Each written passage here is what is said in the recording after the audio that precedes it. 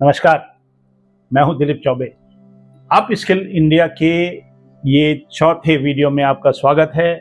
बहुत मज़ा आ रहा है मेरे को। ये जो बेसिक फाउंडेशन होती है जिसमें हम स्टार्ट करते हैं स्केचिंग से, तो ये सीरीज़ है। इस सीरीज़ के अंदर मैं कोशिश कर रहा हूँ कि जितने भी आर्ट मटेरियल मैं यूज़ करता हूँ फिगर ड्राइंग पे या स्केचिंग पे, उसकी एक सीरीज़ बनाऊँ। तो आज का नंबर है ग्राफाइट पेंसिल का। तो ग्राफाइट पेंसिल, मेरे ख्याल से बचपन में जब भी हम पहली बार पढ़ने जाते हैं किसी क्लास में, स्कूल में, तो जब हम लिखना शुरू करते हैं तो एक पेंसिल से लिखते हैं। मतलब ग्राफाइट पेंसिल होती है और इससे हम लोग अपनी पढ़ाई शुरू करते हैं, अपनी शिक्षा शुरू करते हैं। तो ये ग्राफाइट पेंसिल है। ग्राफाइट पेंसिल बहुत तरह के आते हैं और मैं स्टेडलर की पेंसिल यूज़ करता हूँ मोस्टली। लेकिन ये मैं बता दूँ, इसकी प्राइस करीब 400-500 रुपये की होती है ये ग्राफाइट पेंसिल स्टेडलर की। उसके बाद भी फैबर कैसल की पेंसिल होती है। एक मेरे पास एक हमारे मित्र ने, जब मैं सिंगापुर से आ रहा था, माकतान, उन्होंने मेरे को ये पैक दिया था। ये करीब 2560 के आसपास ये पूरा पैक मिलता है। तो अगर मैं हिसाब लगाऊं तो एक जो पेंसिल होती है इसकी, ये करीब 150 रुपये के आसपास होती है। फिर आता है प्योर ग्राफाइट। तो ये मैं हमेशा यूज़ करता हूँ, इसमें स्मूथ रहता है। ये अभी थोड़ा टूट गया है, लेकिन होल ग्राफाइट से मैं बहुत काम करता हूँ। ये भी करीब 150 के आसपास आती है। तो मैं चीज़ें एक्सप्लोर करता हूँ। अभी अभी रिसेंटली मुझे ये कैमल सुप्रीम पेंसिल, ये एक बॉक्स मिला और इस पेंसिल की कीमत 5 रुपये 50 पैसे है। तो ये 5 रुपये 50 पैसे वाली पेंसिल से मैं ये सारे स्केचेस कर रहा हूँ। इसमें काफ़ी फंडामेंटल्स हैं। मतलब this is the best. This is the best. तो चलिए शुरू करते हैं। तो ये पेंसिल है, मैं थोड़ा गलत बोल गया था, ये कैमलिन सुप्रीम पेंसिल है जिसके अंदर 10 आते हैं इस डब्बे के अंदर। तो ये एक लेडी है जो कि मुझे रास्ते में मिल गई थी और शी इज़ अ बेगर और बहुत गर्मी थी।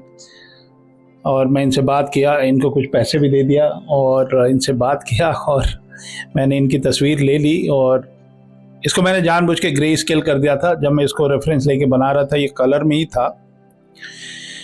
तो मैं आपको बता रहा था कि ये जो पेंसिल है, इस पेंसिल की खासियत मुझे ये लगी कि ये बहुत ही हार्ड है और डार्क दिखता है। इसके ऊपर कहीं लिखा भी था इस तरह का कि फॉर डार्क राइटिंग।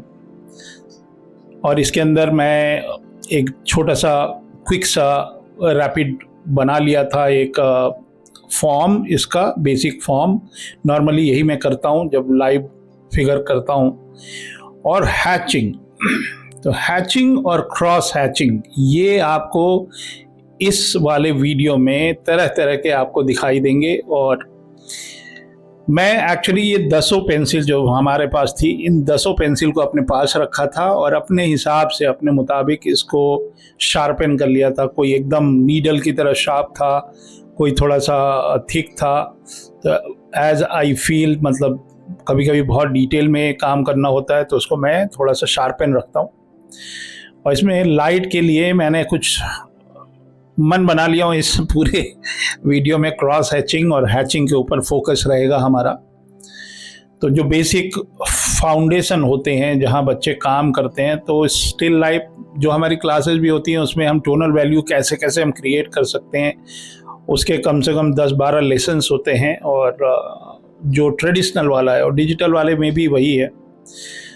तो जो बेसिक मैंने फॉर्म बनाया था, उसके बाद एक एक जो फोल्ड्स हैं कपड़े के, या जो लाइट पड़ रही है, जो प्रकाश उसके ऊपर पड़ रहा है, और जो उसके शैडो हैं, जो मिड टोन्स हैं, मिड टोन्स हमारे हैचिंग मान लीजिए, और जो सॉलिड ब्लैक सा दिख रहा है उसके अंदर हम थोड़ा सा प्रेशर डालते हैं। तो ये सब आपको मैं वीडियो में उतने अच्छे से तो नहीं बता सकता, क्योंकि जब क्लास होती है तो एक एक बच्चों का अलग अलग तरीका होता है काम करने का। तो हर बच्चे का अलग स्टाइल होता है। Then I give them more attention और उनको अच्छे से गाइड कर पाता हूँ। तो इसमें जितने फोल्ड्स हैं आप देख लीजिए। जैसे मैंने बताया कि मिड टोन है, उसके लिए मैंने हैचिंग कर रखी है। जहाँ पे एकदम शार्प लाइट है, जहाँ लाइट से वो डिज़ोल्व हो रहा है, जो जिसको हम वहाँ रेंडर करते हैं लाइटर टोनल वैल्यू से, उसके लिए हमने क्रॉस हैचिंग करी है। और शैडोज, तो एक फ़ायदा हुआ इस पेंसिल से कि ये टूटता नहीं है क्योंकि बहुत ही हार्ड है और बहुत ज़बरदस्त लगा मुझे ये। तो ये हमारा एक रैपिड स्केच हुआ इस लेडी का।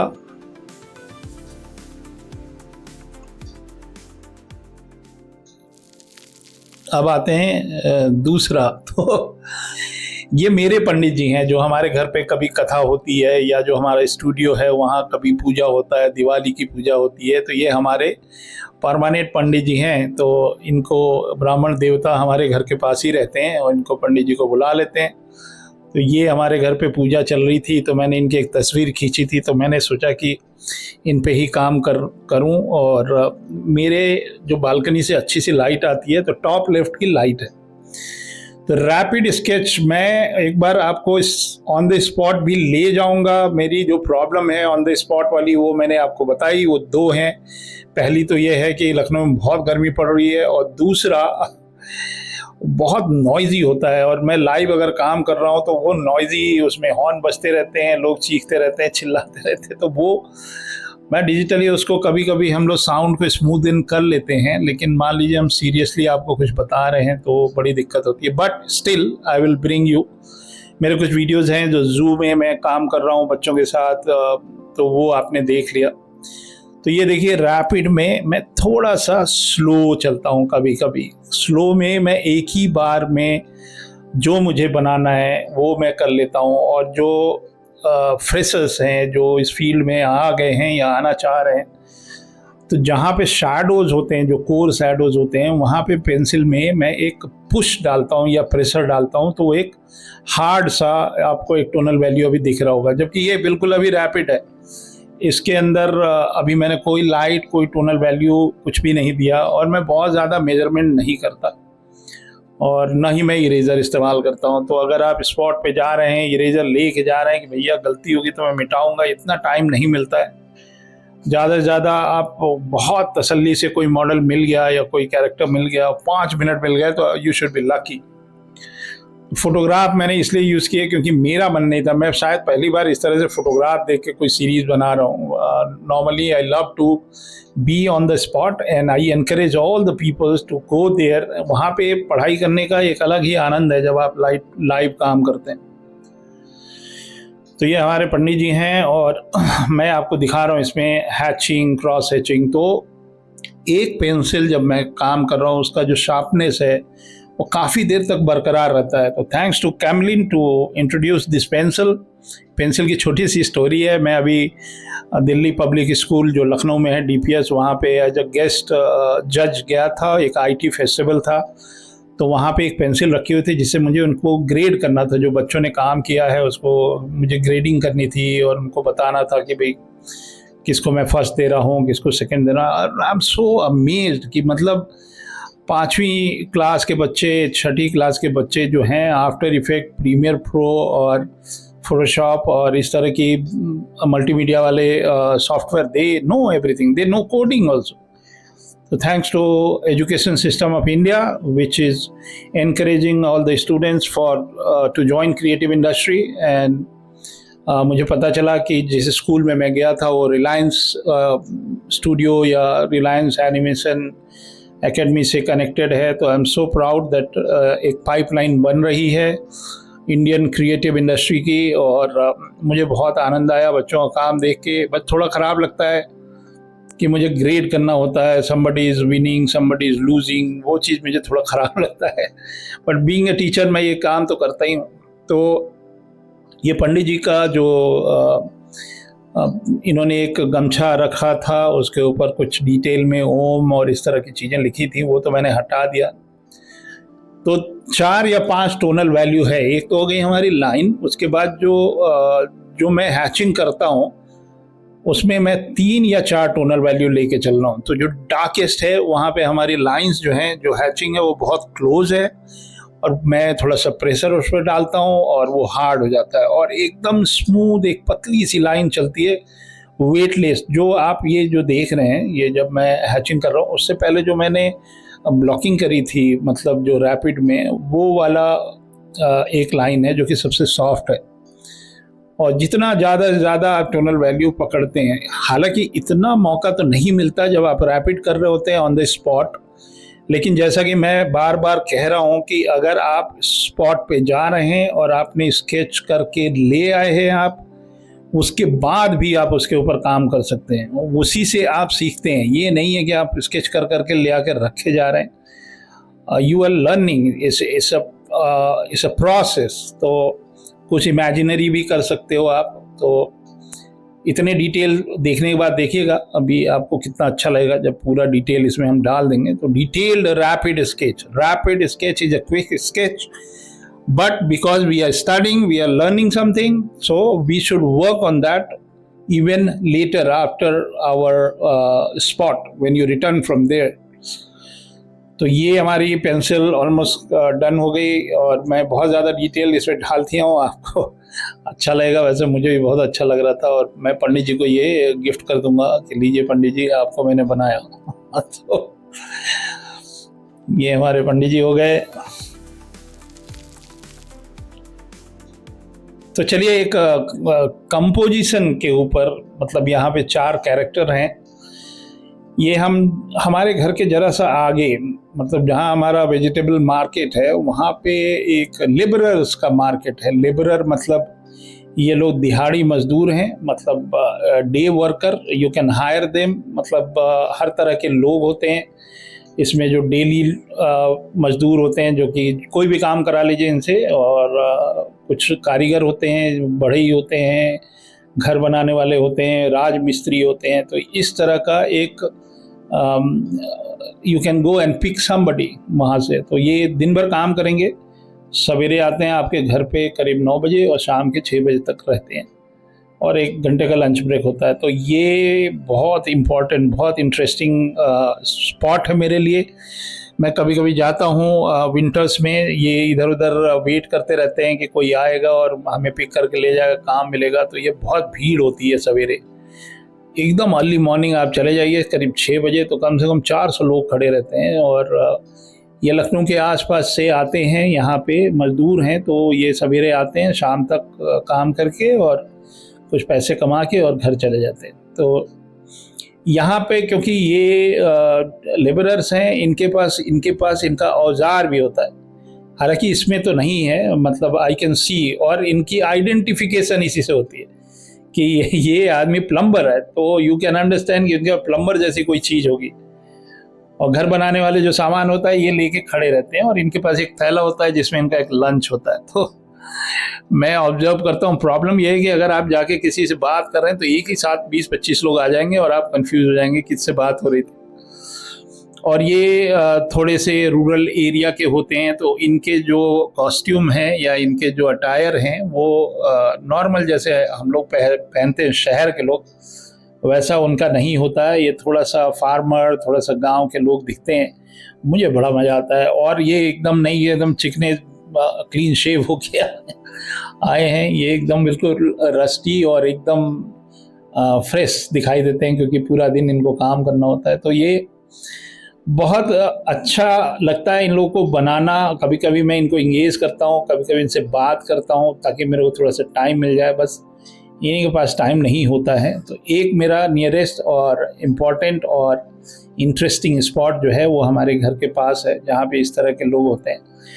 तब ये 4 कैरेक्टर हैं। और एक फरमाइश आई थी, हमारे किसी सब्सक्राइबर ने कहा है कि कुछ कंपोजिशन के ऊपर काम करिए। तो composition is a very big chapter. आपको एक you need a life to understand composition. तो कोई भी कर लेगा, बट बेटर कंपोजिशन, अच्छा कंपोजिशन सीखने में थोड़ा टाइम लगता है। तो वो भी करूँगा, एक सीरीज़ बनाता हूँ कंपोजिशन, जैसे कोई सब्जेक्ट मैटर। अब जैसे हम कॉमिक बनाते हैं, ये 300-400 कॉमिक बनाने के बाद मुझे ये पता है कि हमारा राइटर जो लिखता है हमको वो बनाना है। तो पूरी कॉमिक जो है वो एक कंपोजिशन का, हर फ्रेम, हर पैनल कंपोजिशन होता है, फुल ऑफ एक्सप्रेशन और फुल ऑफ लाइफ, एंड जो विजुअलाइजेशन होता है वो है कंपोजिशन। तो आपकी जो फरमाइश है वो बहुत ही इजी और सिंपल है, बहुत ही बेसिक फाउंडेशन है उसके अंदर, तो वो मैं कर दूंगा। ये जो टॉपिक होते हैं कि सब्जी मंडी कैसा दिखता है या चाय वाला या रेलवे स्टेशन, ये भी मैं कर देता हूँ एक। उसके लिए तो हमको कोई रेफरेंस की ज़रूरत नहीं है, वो इमेजिनरी कर देंगे, लेकिन ऑन द स्पॉट चलते हैं और बनाता हूँ मैं एक वीडियो अच्छे से कि कंपोजिशन में कौन सी चीज़, कितनी चीज़ें रखनी चाहिए, क्या होता है रूल ऑफ थर्ड्स, क्या होता है गोल्डन रूल, क्या होता है point of interest, 1 point, 2 point, 3 point interest. I am not talking about perspective, but हाँ, लाइव में हम पर्सपेक्टिव बता सकते हैं कि कैसे हम लोअर एंगल करते हैं, क्या वैनिशिंग पॉइंट होता है, ये सारी चीज़ें आती हैं कंपोजिशन में। और लाइट भी होती है, टेक्सचर भी होता है, बहुत सारी चीज़ें हैं। तो इससे बेहतर है कि आप मेरी क्लासेस ज्वाइन कर लीजिए, वहाँ हम अच्छे से पढ़ाते हैं। यूट्यूब पे सारी चीज़ें नहीं रहेंगी, और जो हमारे स्टूडेंट्स हैं वो बहुत एक्सक्लूसिव हैं, और वो हमारे अलुमनाई भी हैं, फैमिली मेम्बर भी हैं। और ये अभी 35 लोग हुए हैं, एक दिन बहुत जल्दी 350 भी होंगे और 3500 भी होंगे। तो उस दिन का इंतज़ार मत करिए, be a part of my institute, और ज़्यादा से ज़्यादा ज्ञान सीखने के लिए हमसे मिलिए। ये जब हम बनाते हैं, जैसे मैंने ये कंपोजिशन स्टार्ट किया, तो मुझे इसके अंदर 4 कैरेक्टर बनाने। आप देख लीजिए, ये वीडियो चल रहा है, कोई मैं इरेजर वगैरह इस्तेमाल नहीं करता, और वो करना भी नहीं चाहिए। रैपिड में तो बिल्कुल ही नहीं करना चाहिए, वैसे तो मैं वैसे ही नहीं इस्तेमाल करता हूँ। तो इसमें चारों कैरेक्टर पे you need to give same and equal attention. और कॉमिक में भी यही होता है कि हमारे यहाँ बड़ी शिकायतें होती रहती हैं इंडियन कॉमिक में कि जो कैरेक्टर बहुत पीछे है उसका आर्टिस्ट जो है वो आँख नाक मुंह बनाता नहीं है। और लेकिन मैं बनाता हूँ भाई, मेरी कुछ कॉमिक अभी आएंगे, आप देखोगे, यू विल बी अमेज्ड। खैर, तो कॉस्ट्यूम एक सेकेंडरी चीज़ है। जब मेरी जो क्लासेस होती हैं उसके अंदर मैं बताता हूँ कि कपड़े पे बेस होके कैरेक्टर नहीं बनाते हैं। एक हिडन एनाटमी है उसके अंदर, स्केलेटन भी दिखना चाहिए, उसके अंदर मसल्स भी दिखने चाहिए, तो वो हम पढ़ाते हैं। और अब यहाँ पे चारों कैरेक्टर पे आई नीड टू फोकस कि उन दोनों तीनों के डिस्टेंस कितना है। तो ये मैं बनाता हूँ जब कंपोजिशन, तो एक नेगेटिव स्पेस होता है, वहाँ से I need to cross check the distance visually. और ये रैपिड में इतना जल्दी होता नहीं है। अब ये 4 से 5 मिनट लगा इसको सेटअप करने में कि हाँ ये यहाँ से रहेगा, ये इतनी दूर रहेगा, इतना रहेगा। और ये जितने भी वीडियोस आप देख रहे हैं, इस मैक्सिमम 5 मिनट ईच कंपोजिशन है। तो ब्लॉकिंग कर ली थी उस समय, थोड़े बहुत मेरे मेजरमेंट उल्टे सीधे थे, थोड़े बहुत गड़बड़ थे, बट उसके बाद हम करेक्शन भी करते चलते हैं कि चलो जब रिफाइन कर रहे हैं, then I keep cross checking also. और किसी ने कहा भी था कि जो आपका हाथ चलता है वो, उसके लिए बहुत सारी प्रैक्टिस आपने करी होगी। प्रैक्टिस तो मैं करीब 40 साल से कर रहा हूँ, उससे भी ज़्यादा ही हो गया। मतलब समझ लीजिए कि जैसे ही मेरी आँख खुली मैं तब से प्रैक्टिस कर ही रहा हूँ। तो मेरी उम्र 40 ज़्यादा है भाई, डोंट कैलकुलेट। तो मुझे याद है मैं 3-4 साल का था, तभी मैं विश्व स्तरीय चित्रकला प्रदर्शनी में विश्व में नंबर 1 आया था भाई। I am talking about 1980। तो तब से मेरा काम चल ही रहा है। तो वो भी है, मेरे कुछ सर्टिफिकेट्स हैं बड़े वाले जो स्कूल लेवल पे होता है। अब ये है कि 12th होने के बाद काफ़ी बच्चे ऑप्ट कर रहे हैं क्रिएटिव इंडस्ट्री में, क्योंकि ऑलरेडी उनको एक एक्सपोजर मिल गया है जो उनके स्कूल में पढ़ाया जा रहा है। मैं तो देख के अभी बताया आपको कि दंग रह गया। तो 5वीं, 6ठी, 7वीं, 8वीं के बच्चे जो हैं वो आफ्टर इफेक्ट पे काम कर रहे हैं, प्रीमियर प्रो पे काम कर रहे हैं, फोटोशॉप पे काम कर रहे हैं। तो जो क्रिएटिव इंडस्ट्री का एक्सपोजर अब हो रहा है, और मोदी जी भी लगे हुए हैं, पूरा मंत्रालय लगा हुआ है ABGC सेक्टर में। और बट उनको भी मैं गवर्नमेंट ऑफ इंडिया को, मतलब मैं होता कौन हूँ गवर्नमेंट ऑफ इंडिया को कुछ बताने वाला, लेकिन जो ABGC सेक्टर में है भी थोड़ा सा स्मार्ट एक इन्होंने कॉमिक के ऊपर भी बनाया है। But you need to see who are the faces. उनका कंट्रीब्यूशन क्या है और वो कितना लोगों को मोटिवेट कर सकते हैं, वो आपको देखना पड़ेगा। मैं किसी की बुराई नहीं कर रहा, बट मेरी भी बहुत इच्छा है कि ये तरक्की हो, सब लोग इसके अंदर काम करें, मिलजुल के काम करें। तो वो मैं ग्राउंड लेवल पे काम कर रहा हूँ, ग्रास रूट लेवल पे मैं जा रहा हूँ, छोटे छोटे बच्चे हैं उनसे मिल रहा हूँ, वो भी अब डिजिटल सीख रहे हैं, मतलब ट्रेडिशनल सीखने से पहले ही उनको डिजिटल सिखा दिया जा रहा है। तो वो एक जो गैप बिटवीन है वो बहुत लंबा हो जाएगा अगर ढंग से हमने अच्छे डिसीजन नहीं लिए। अभी जैसे एक सिंगापुर की कंपनी है, उसने एक कॉमिक इलस्ट्रेटर के लिए एक एडवर्टीजमेंट निकाला। उसने लिखा है कि कॉमिक इलस्ट्रेटर चाहिए, but we don't want hand drawn artist, we only looking for AI artist who can do comic. तो ये एक नया जनरेशन आ रहा है जिसमें we are going to fully depend on in AI. तो ये हमारा ये कंपोजिशन था जिसमें 4 कैरेक्टर थे। मुझे मज़ा आया बना के, आपको पता नहीं कैसा लगा बताइएगा ज़रूर। तो एक थोड़ा सा कॉम्प्लिकेटेड पोज है ये, एक इंस्टेंट, मतलब जब इंस्टेंट जेस्चर होता है, जैसे हमारे जेस्चर ड्राइंग होते हैं जिसमें मेरा मॉडल जो है वो जेस्चर देता है, ये उस तरह का मेरे को इमेज लगा इसके अंदर। एक हाँ, by the way I don't use copyrighted image for this, I went out and I click some images जो कि मुझे ज़रूरत थी। मैं जाके कहीं पिंटरेस्ट से किसी का फोटोग्राफ उनसे बिना परमिशन के नहीं लिया। तो ये होता है रैपिड, ये होता है मेजरमेंट। ये जो हाथ वाला जो हिस्सा मैंने बनाया वो निगेटिव स्पेस था।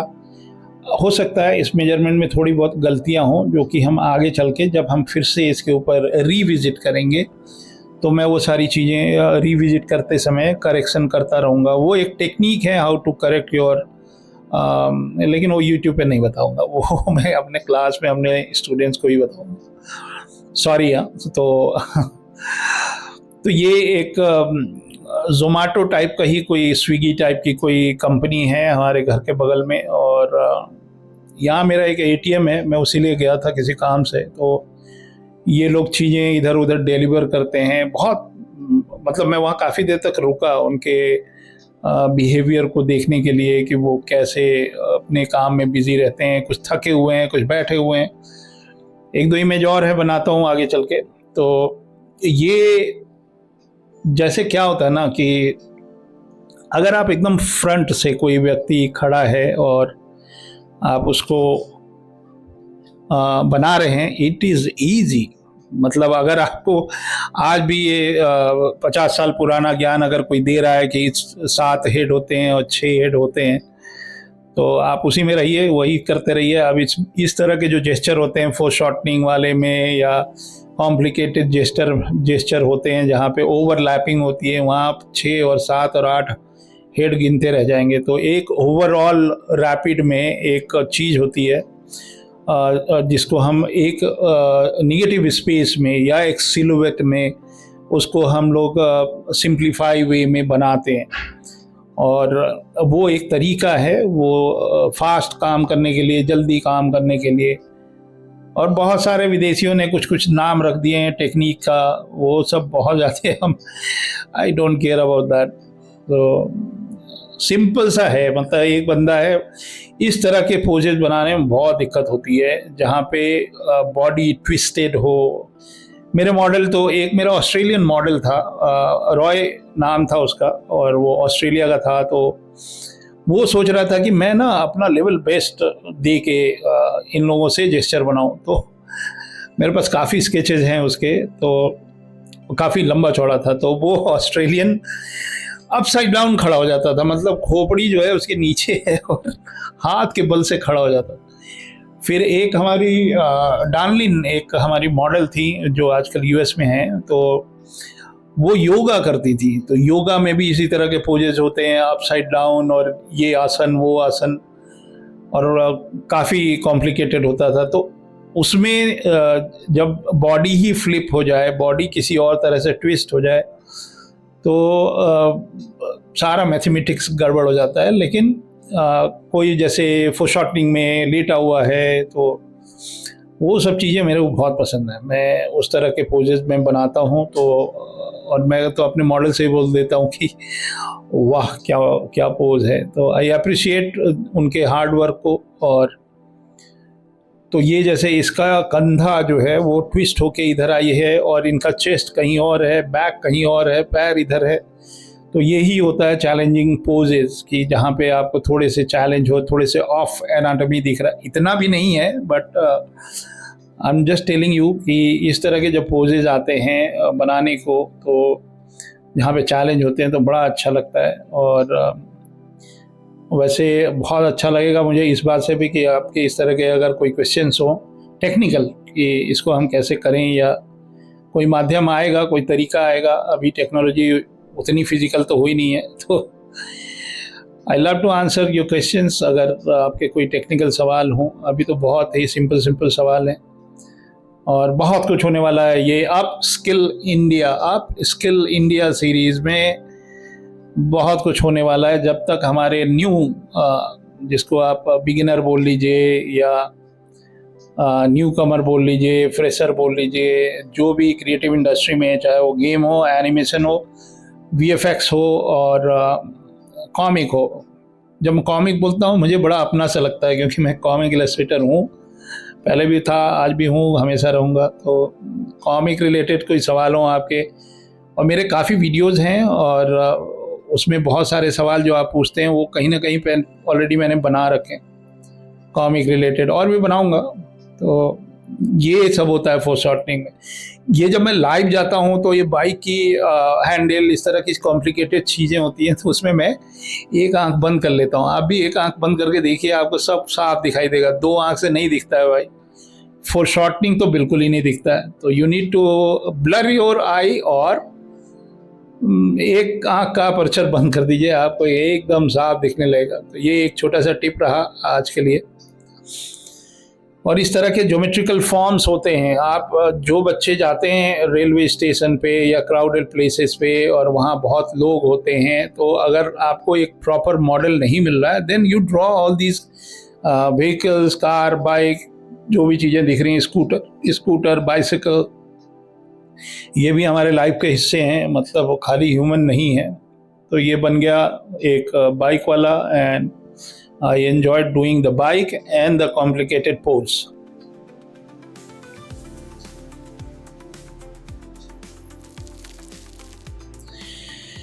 तो चलिए एक थोड़ा सा यंग बच्चा बनाते हैं। अभी तक सारे लोग बुजुर्ग थे, बड़े थे। एक स्मॉल लिटिल बॉय।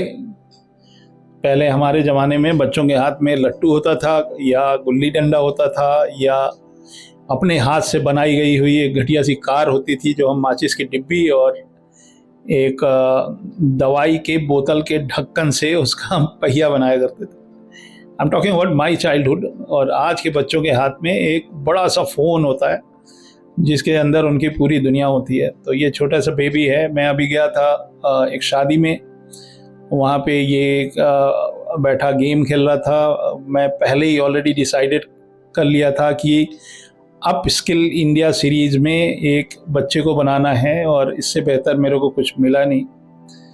तो मैंने अपनी ही फ़ोटो गैलरी में देखी, तो मैंने सोचा कि चलते हैं, इनको बनाते हैं। तो फिर इसके बाद थोड़ी देर बाद मुझे पता चला है इस बच्चे का नाम, पता, एड्रेस जो भी है, तो इनको बना के इनकी फैमिली को भेज दिया गया। तो ये जब थिक लाइन होती है जहाँ पे हम प्रेशर डालते हैं, देखिए हमारी आधी ज़िंदगी जब से ये डिजिटल आया है, हम लोगों के पास माउस हुआ करता था पेंट करने के लिए। जब से वैक्यूम आया है तो प्रेशर सेंसिटिव हो गया डिजिटल। तो ये सब चीज़ें मेरी उम्र ज़्यादा है फोटोशॉप से भाई। तो ये जब वैक्यूम आया and then we got pressure sensitive, तब मुझे लगा कि यार अब मज़ा आएगा लाइफ में, जहाँ पे हम पेंसिल वाला जो प्रेशर है या वो हमको डिजिटली मिल रहा है। तो इक्वली इम्पॉर्टेंट है, चाहे दुनिया में जितना डिजिटल आ जाए, आप इस भ्रम में मत रहिएगा।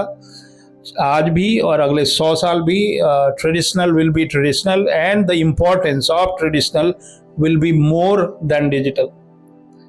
ये आप मान के चलिए। और फंडामेंटल अगर आपको नहीं आता है तो ये चाहे एआई आ जाए चाहे कुछ आ जाए, मैंने ये डिजिटल वर्ल्ड में ऑलरेडी सरवाइव किया हुआ है और एआई तो अभी बच्चा है, तो हम भी एआई करेंगे, but we can do, the people who can draw, they can use AI better than the people who don't know how to draw. So drawing is the key. Upskill India and aware India that foundational things, जो foundation है, ये आज की date में भी इतना technology आने के बाद भी जब बच्चा लोअर केजी में या केजी में जाता है तो उसको पेंसिल ही दिया जाता है लिखने के लिए।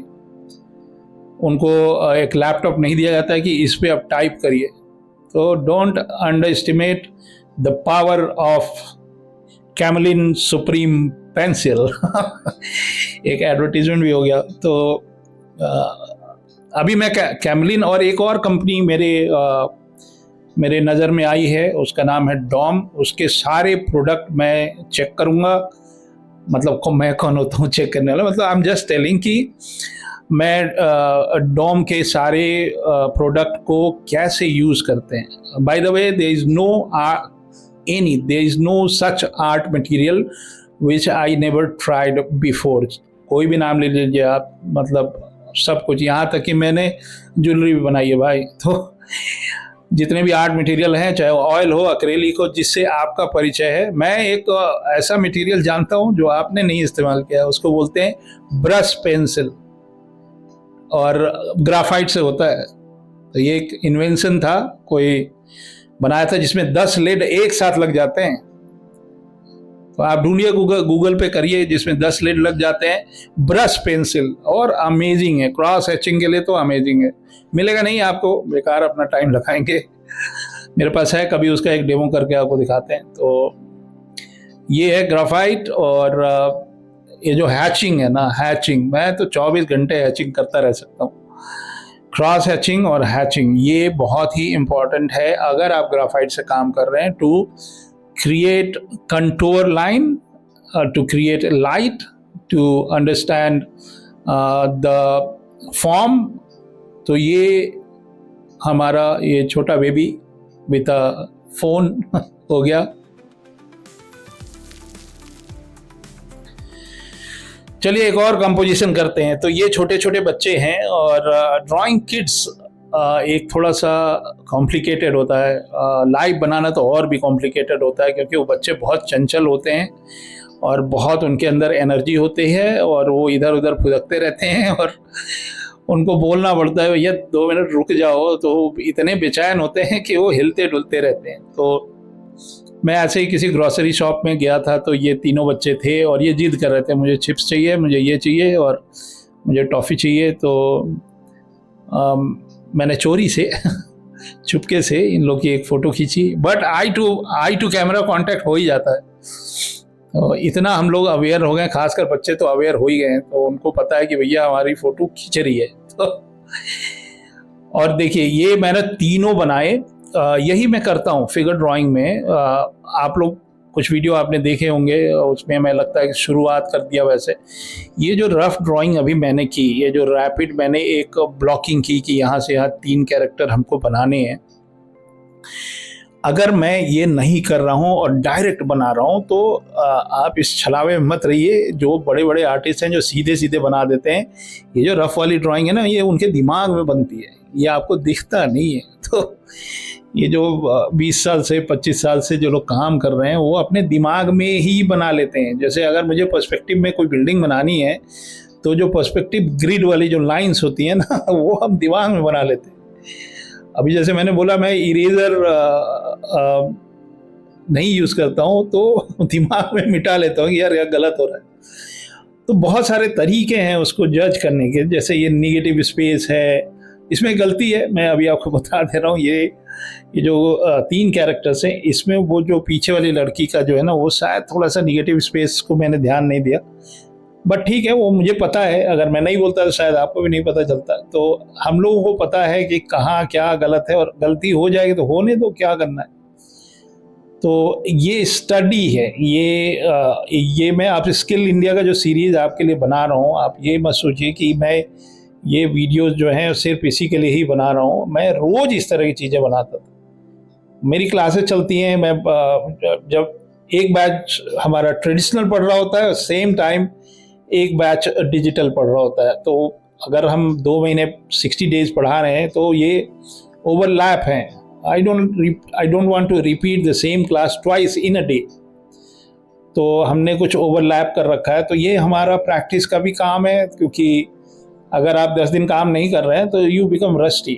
तो एक तरह से प्रैक्टिस के स्केचेज, अगर मेरी क्लासेस नहीं भी हो रही होती तो भी ये वीडियो बन रहे होते, और अगर हमारा यूट्यूब नहीं भी होता तब भी ये वीडियो बन रहे होते। तो मैंने सोचा कि क्यों ना, जब बना रहे हैं तो ये जो ज्ञान हम लेके आए हैं इतने सालों का, वो शेयर नहीं करेंगे तो उसमें जंग लग जाएगा। तो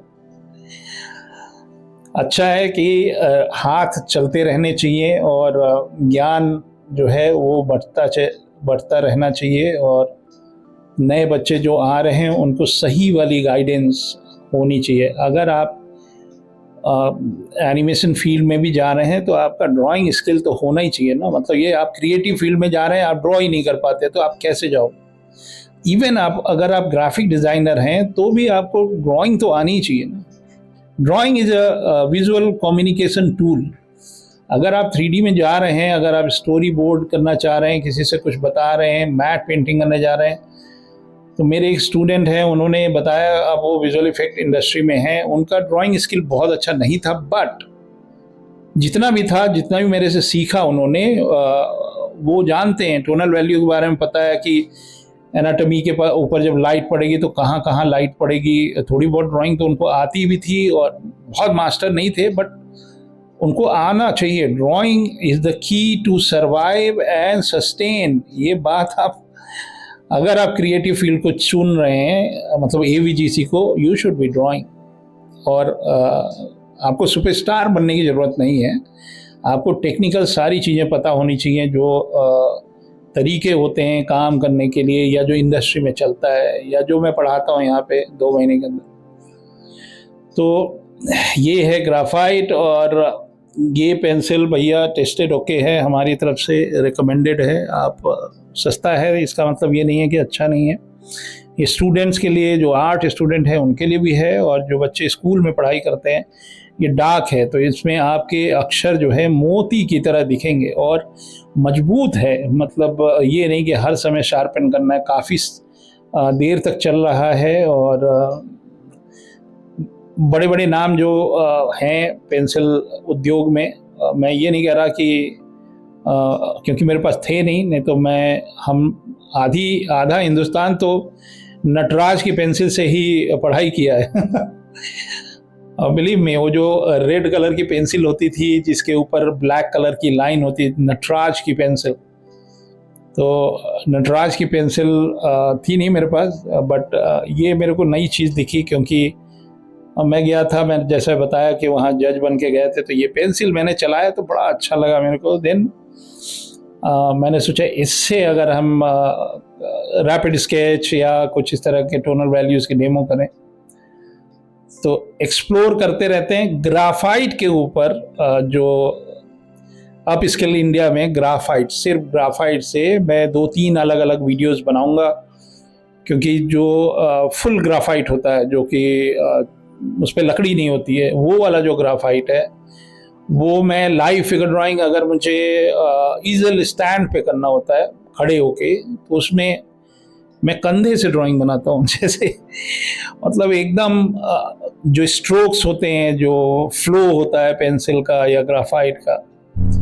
तो देखिए ये करेक्शन किया मैंने, थोड़ा सा वेट बढ़ाया उसका पैर के अंदर। तो कुछ चीज़ें मैं रैपिड ही छोड़ देता हूँ, जो मेरा पहला स्ट्रोक था। और ये बहुत डिटेल इसमें डाला नहीं है, फिर भी तीनों पे सेम फोकस करना पड़ा मेरे को। पहले लड़के से बनाए, फिर आधे पे रुक गए, फिर दूसरी लड़की बनाए, फिर इस पे आए, फिर थोड़ा सा यहाँ जगह मेरी कम पड़ रही थी। हालांकि मैं ये करता नहीं हूँ, मेरी कंपोजिशन पेपर पे एकदम परफेक्ट होते हैं। पहले से प्लान करते हैं कि कितने बड़े पेज पे बनाना है और कहाँ पे ख़त्म करना है। तो ये एक बच्चों का, तीनों बच्चों का एक हमारा ड्राइंग हुआ। अब ये यहाँ पे एक लैंडस्केप में बना रहे हैं। अभी तक सारे हमने बनाए पोर्ट्रेट में। यही होता है डिसीजन मेकिंग कि अगर आप स्पॉट पे हैं और आपने कंपोजिशन बनाना है जिसमें 2 लोग बैठे हैं, पीछे कुछ दुकान है या कुछ इस तरह की चीज़ें हैं, तो आप पहले से प्लान कर लीजिए कि हम लैंडस्केप में बनाएं या पोर्ट्रेट में बनाएं। ये नहीं कि कागज़ में इधर जगह कम पड़ गया, इधर वो कम पड़ गया। तो ये वही है जगह जहाँ पे मैं अभी आपको बताया एटीएम है हमारा।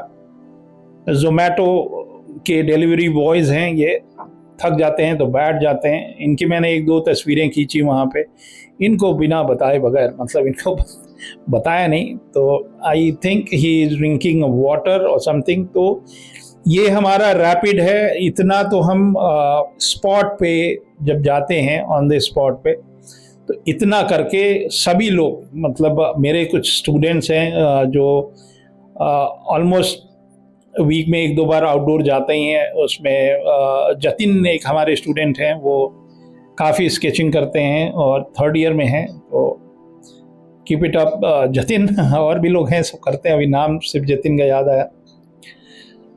तो उनके स्केचेज मैं देखता हूँ और वो काफ़ी हद तक न्यूज़ प्रिंट पे ही काम करते हैं। तो मैं न्यूज़ प्रिंट पे भी करता हूँ और स्केचबुक में भी करता हूँ। ग्राफाइट के लिए जो सरफेस होता है, हालांकि देखिए मैं सिंगापुर में भी अपने बच्चों से बोलता था कि हम लोग आर्ट मटेरियल के बारे में हमको काफ़ी हद तक ज्ञान है कि ये चारकोल ऐसा होता है तो चारकोल इस सरफेस पे चलेगा, और वाटर कलर के लिए हमको पता है कि एक वाटर कलर का पेपर होता है, एक्रिलिक के लिए भी पता है। लेकिन कितने तरह के पेपर आते हैं दुनिया में, और कौन सा पेपर क्या है, उसकी थिकनेस क्या होती है, उसका टेक्सचर क्या होता है, कौन सा आर्ट मटेरियल कौन से पेपर पे जाएगा। ब्लैक पेपर पे अगर हमको स्केच करना है तो क्या करना होगा, टोन्ड पेपर मतलब कलर्ड पेपर बहुत सारे, ये सारे स्केच करने के लिए ही पेपर हैं। सिर्फ न्यूज़ प्रिंट नहीं है, मतलब कार्टेज पे भी होता है और बहुत तरह के पेपर होते हैं। मैं पेपर समझा या पेपर के बारे में मैं जब जाना, तो जब मैं कॉमिक इंडस्ट्री में आया तो मुझे जो हमारा क्रोकिल के लिए कौन सा पेपर होना चाहिए, क्योंकि वो प्रिंटिंग में जाता है। जब हम प्रोफेशनली किताब बनाते हैं तो जो ऑफसेट प्रिंटिंग का जो प्लेट होता है उस हिसाब से पेपर बने होते हैं। तो प्रिंटिंग में जब किताबें छपती हैं तो मेरा एक पेपर का साइज़ है 23-36 का साइज़ मैं लेता था। और ये जो स्टॉकिस्ट होते हैं जहाँ पे पेपर स्टॉक किया जाता है, वहाँ से मैं पेपर लेता था कॉमिक बनाने के लिए। तो एक रिम ले लिया, एक रिम मतलब 23-36 इंच का पेपर, सोच लो। तो पेपर के बारे में एक अलग चैप्टर है। पेपर कौन सा अच्छा होना चाहिए। ग्राफाइट अच्छा चलता है, कार्ट्रेज शीट पे ग्राफाइट अच्छा चलता है, लकी अपार्चमेंट पे ग्राफाइट अच्छा चलता है। कार्ट्रेज बता दिया मैंने। ये जो हमारा जो जेके बॉन्ड पेपर आता है जिस पे हम लोग प्रिंटिंग करते हैं, जो हमारे घर पे जो प्रिंटर होते हैं, उसमें मैं कभी कभी यूज़ करता हूँ 70 ग्राम 75 GSM का पेपर, जेके बॉन्ड का। ये जैसे इस तरह के जो स्केचेस करने, और मैं 75 ग्राम GSM का या 100 GSM मिल जाए तो और भी अच्छा है।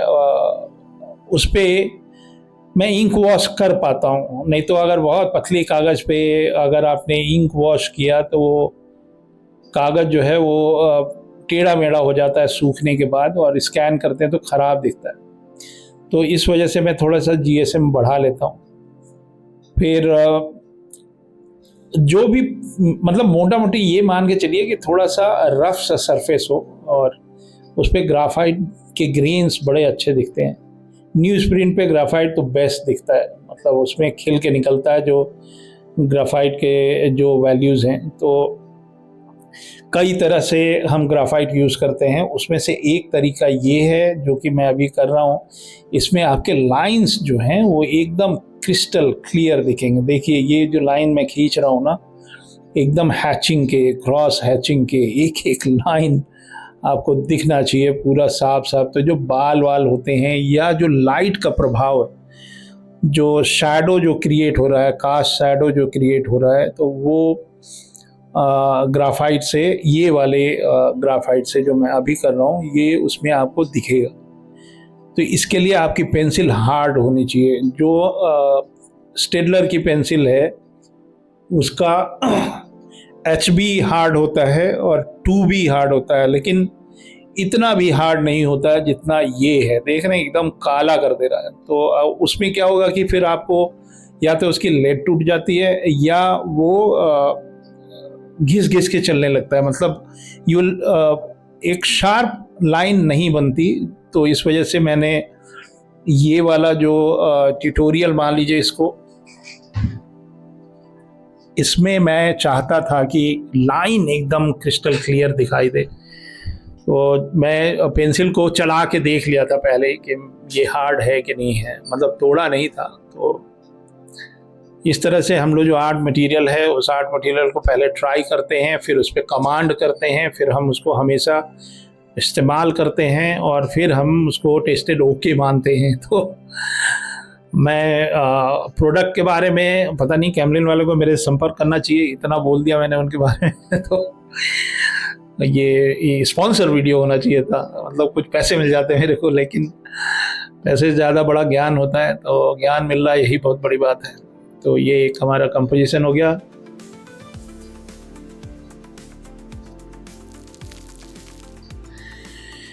तो चलिए एक और ओल्ड मैन करते हैं। इसमें मैं सोच रहा हूँ इसको थोड़ा सा लाइट लाइट करो। तो ये जो मैजिक करता हूँ ना, ये वाला, तो ये रैपिड में इसको मैं, या दुनिया जो है इसको ब्लॉकिंग बोलती है, इसको ब्लॉक कर लिया, मतलब कहाँ पे क्या होगा, कितना होगा।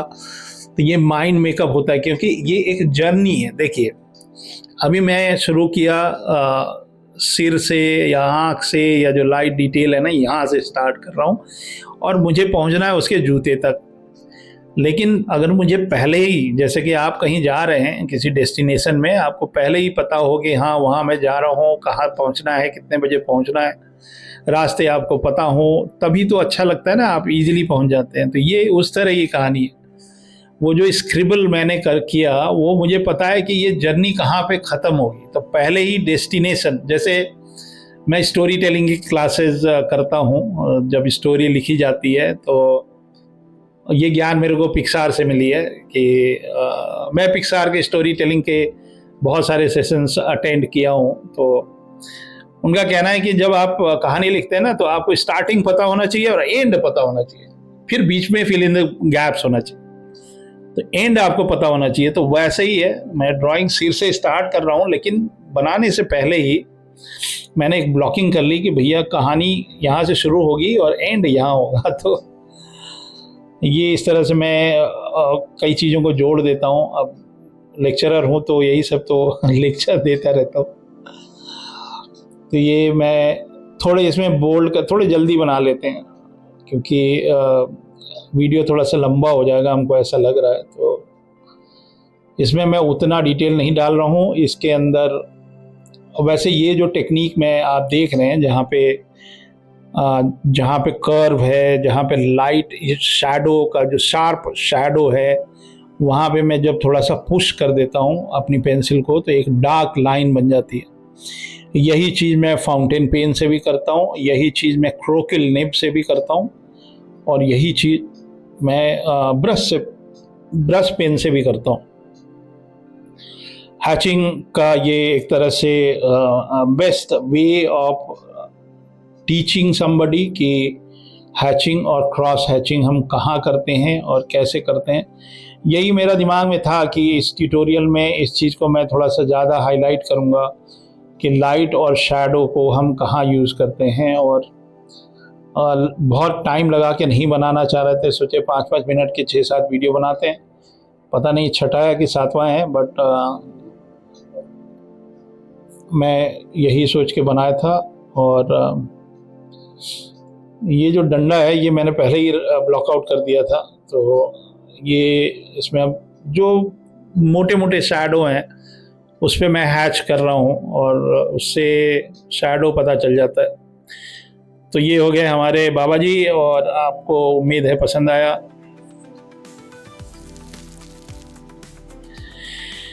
तो ये गौ माता बनाते हैं। तो ये हमारे लखनऊ में एक रोटी गाय को, ये वाला एक समझ लीजिए एक सभी लोग का एक श्रद्धा है। हमारे घर के आसपास बहुत गायें हैं और छोटी प्रजाति के हैं, मतलब भयंकर नहीं, इनसे डर नहीं लगता।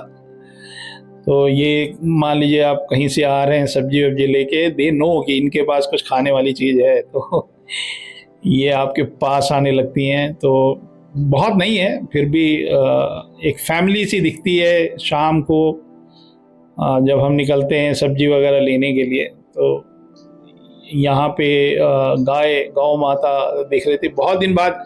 हमारे घर के पास पूरा जू है, पता है। यहाँ पे नील गाय हैं, दौड़ती रहती हैं बगल के प्लॉट पे, और बफेलो हैं, और डॉग्स तो हर जगह होते हैं, और ये काऊ हैं, और खच्चर भी हैं, और हॉर्सेज भी हैं। और ये सब आते हैं आसपास, कहीं गांव में ये लोग रहते हैं और ये इसका व्यापार करते होंगे दूध का या खच्चर। यहाँ पे जो पुराने लखनऊ में जो सड़कें हैं वो गलियों की तरह है, तो वो गलियों में वो जो कंस्ट्रक्शन मटेरियल है मेरे ख्याल से उसी के लिए उन्होंने पाल रखे हैं। तो रिमोट एरिया में जो कंजेस्टेड एरिया है वहाँ पे ईंट वगैरह ले जाने के लिए लोग इस्तेमाल करते हैं।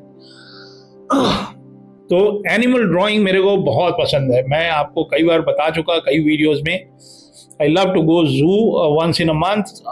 मेरा बस चले तो वहीं जू में रहने लगे हम। तो एनिमल्स आपको सबसे अच्छे सब्जेक्ट में आप उसको एनिमल को डाल लीजिए। आप जितने भी लोग कॉलेज ऑफ आर्ट्स में जा रहे हैं या जो ऑलरेडी पढ़ रहे हैं या जो भी आर्ट इंडस्ट्री से रिलेटेड हैं, अगर आप डिजिटल भी करते हैं then you should be drawing, and animals are the best subject, क्योंकि वो बहुत अच्छे लोग होते हैं।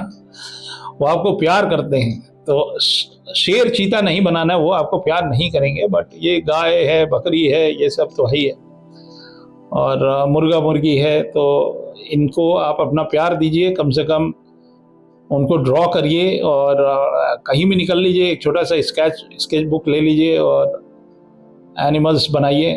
एक हम किताब पे भी अग्रसर हैं, एक हाउ टू ड्रॉ एनिमल्स, उसमें मैं पोलो क्लब ढूंढ रहा हूँ, कहीं यहाँ आसपास किसी शहर में पोलो क्लब मिल जाए जहाँ पे हॉर्सेस की ट्रेनिंग होती है, हॉर्स रिलेटेड कुछ गेम्स होते हैं। देन मैं कोशिश भी कर रहा हूँ जो इंडियन आर्मी के कैंप्स हैं यहाँ पे, उनसे कभी बात करूँ कि आपके जो हॉर्सेस हैं उनको कहाँ पे ट्रेनिंग मिलती है। I want to draw them. हाथी यहाँ मिलता नहीं है लखनऊ में, तो वो हमको मिल नहीं रहा है। कैमल के लिए हमको जयपुर जाना पड़ेगा, बट जू में भी नहीं मिलता कैमल। तो ये हमारी गौ माता है। इसमें मैं थोड़ा सा और अच्छे से हैचिंग करके आपको दिखाता हूँ, जिससे थोड़ी और गोलाई आपको दिखाई दे। ये ऐसे नहीं है कि हम यूं ही चला रहे हैं। हैचिंग के बहुत सारे रूल्स एंड रेगुलेशन हैं उसमें, मतलब क्रॉस हैचिंग के वो जो 90 डिग्री वाले कट हैं वो हम नहीं डालते, और नहीं तो उससे बहुत हार्ड हो जाएगा। और ये वैल्यू दूसरे तरह का टोनल वैल्यू है, तो इसमें सिर्फ टोनल वैल्यू के ऊपर दिमाग हमने लगाया है। और ओवरऑल शैडो, तो जितना अच्छे से ग्राफाइट के शैडो मैं डालूंगा उतना ये 3D का इल्यूजन देगा। तो आप भी उसको ऑब्जर्व करना सीखें कि कहाँ पे टोनल वैल्यू है। कई बार मैं देखता हूँ कुछ लोग हैं जहाँ पे उनको दिख भी रहा है लेकिन वो डरते हैं कि यहाँ हम शैडो डालें कि ना डालें। कंटूर का भी ध्यान रखिए कि किस तरह कौन सा कंटूर जा रहा है, कहाँ से जा रहा है। तो ये जैसे यहाँ पे हमको ज़्यादा शैडो दिख रहा है, वो जो पीठ पे एक लाइट पड़ रही है वो लाइट पूरा क्रिस्टल क्लियर दिखना चाहिए। तो उसके अलावा मतलब जो मेरा फर्स्ट टोन है जो कि जो लाइट सोर्स है, उतना हमको छोड़ के ऑलमोस्ट हर जगह हैचिंग करनी पड़ेगी, तब जाके वो लाइट मेरे को दिखेगा। और जहाँ पे कोर शैडो है वहाँ पे मैं थोड़ा सा ज़्यादा पेंसिल कुछ भी कर रहा हूँ मैं, बट अच्छा लग रहा है। थोड़ा सा यहाँ पे गड़बड़ था, बट ठीक है, वो मैं बाद में बता दूंगा कभी आप पूछेंगे तो। वो 90 डिग्री के कट से ना वो नहीं करना चाहिए, उससे या तो आप सारी 90 डिग्री पे कट करिए, जो कि मैं कभी कभी करता हूँ। और बेसिक था कि वैल्यू दिखाई देने चाहिए लाइट का। तो ये हमारे गौ माता हो गई।